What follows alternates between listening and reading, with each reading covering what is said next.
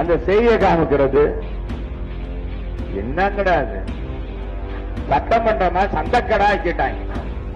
அறவே கடுத்தனமா சட்டமன்றத்தில் என்ன பேசுற? நீ என்ன யோக்கியனா?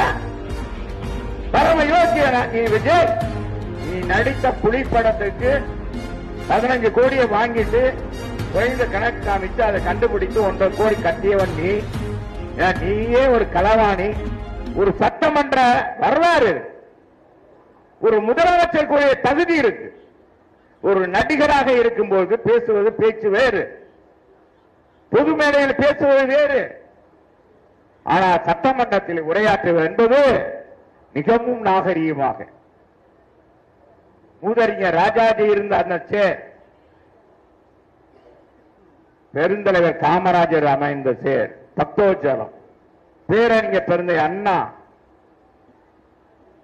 டாக்டர் கலைஞர், புரட்சி தலைவர் எம்ஜிஆர், புரட்சி தலைவர் அம்மா, நம் புரட்சி தமிழர் எடப்பாடியார்,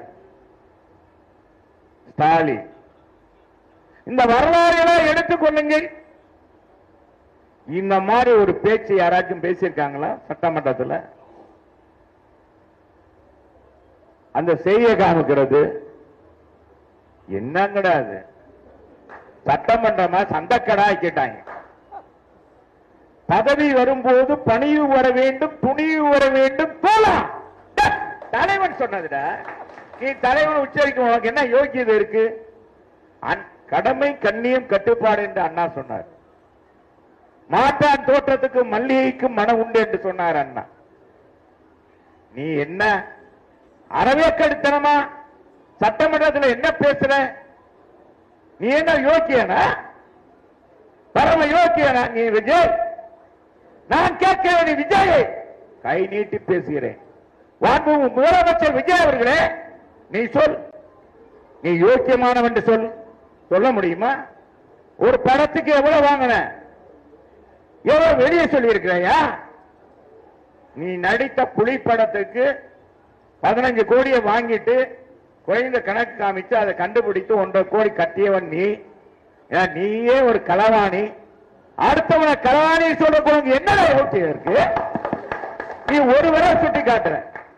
வெளிநாட்டில இருந்து ஒரு பாமரன் கார் இறக்குனாலும் சரிங்க, உனக்கு இவ்வளவு பெரிய கார் எப்படி வந்தது? ரசிகர்கள் மக்கள் கொடுத்தது. மக்களால் நீ அந்த காரை இறக்குமதி பண்ணி மோசடியாக செஞ்சு கோர்ட்ல வழக்கு போட்டு உன்னை தண்டித்தது இல்லையா? நீ பணம் கட்டலையா? அப்ப நீ யோக்கியமானவனா? சரி, நாளைக்கு 41 பேருக்கு அரசாங்க பதவியை தூக்கி கொடுத்துருக்கீங்க, வரவேற்கிறோம், கொடுங்க. இறந்தவங்க குடும்பத்துக்கு பாதுகாப்பு வேணும். ஏன்னா 10 பேர் அதுக்கு மேல இறந்து போட்டான், அவன் என்னடா பாவம் செஞ்சான்? அந்த குடும்பம் என்ன பாவம் செஞ்சது? சரி விஜய் அவர்களே, நான் கேட்கிறேன், முதலமைச்சர் உன்னை பார்த்து கேட்கிறேன், நீ நீதிமான், நான் இந்த மாற்றத்தை கொண்டு வர போகிறேன், இதுக்கு முன்னாடி இருந்தது நிறைய வேறு அப்படின்னு சொல்ற நீ, இனிமேல் விபத்துல இறக்குற அனைவர் குடும்பத்தும் கொடுப்பியா?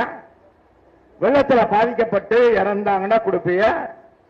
இல்ல விபத்துல யாராச்சும் வேணுண்டா போய் பஸ் ஏதோ லாரி விபத்துல இறங்குறான்னு யாராச்சும் வேணுண்டு இறப்பாங்களா? அவங்க குடும்பத்துக்கு கொடுப்பியா? பின்னால என்ன இருக்குன்னு கூட தெரியாத அறமுட்டாள்தனமா அறவேக்காடுத்தனமா செஞ்சுட்டு இன்னைக்கு எல்லா 2 கட்சியும் ஒண்ணு ஓடு ஓடு ஓடுன்ற.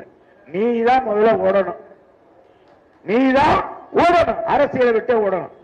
ஓடுற காலம் வரும் விஜய், ஓடுற காலம் வரும்.